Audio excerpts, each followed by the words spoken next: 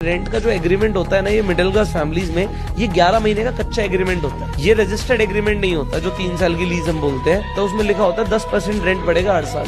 भाई 10% की कंपाउंडिंग तुम्हारे अगेंस्ट में जा रही है, बर्बाद कर देगा। ये वही कंपाउंडिंग वाले नहीं समझा रहे जो 12% की निफ्टी की रिटर्न की बात करते हैं। बट कितने का रेंट है ना, उससे डबल की ईएमआई पर। तो अगर मैं 20 साल का लोन भी पकड़ सकता तो जनरल ये अगर 25,000 का रेंट है तो 50,000 रुपए ईएमआई हो जाएगी, मानते हो?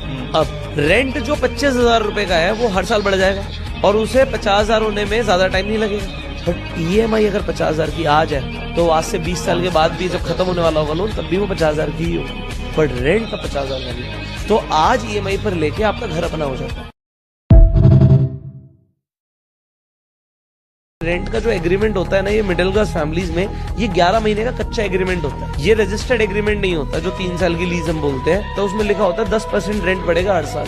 भाई 10% की कंपाउंडिंग तुम्हारे अगेंस्ट में जा रही है, बर्बाद कर देगा। ये वही कंपाउंडिंग वाले नहीं समझा रहे जो 12% की निफ्टी की रिटर्न की बात करते हैं। बट कितने का रेंट है ना, उससे डबल की ईएमआई पर। तो अगर मैं 20 साल का लोन भी पकड़ सकता तो जनरल ये अगर 25,000 का रेंट है तो 50,000 रुपए ईएमआई हो जाएगी, मानते हो?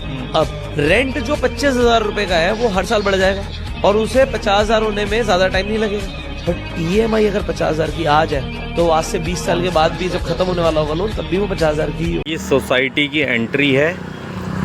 ये सोसाइटी में दुकान खुली हुई है ऑन रोड पे ही। ये रास्ता जीटी रोड की तरफ से आ रहा है और इधर जो है ये अपना वेब सिटी के लिए रास्ता गया है।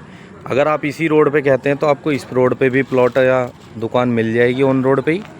और बाकी दुकान जो वो अंदर की तरफ है मैं आपको दिखा देता हूँ सोसाइटी में।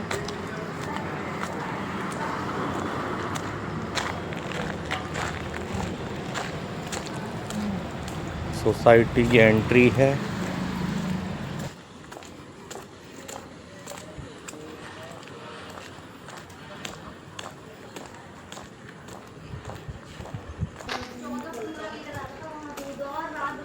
ये मार्केट बन रही है सोसाइटी में।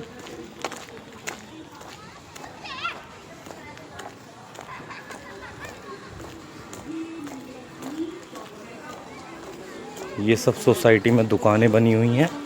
अगर आप दुकान कहते हैं तो आपको यहाँ पर दुकान मिल जाएगी।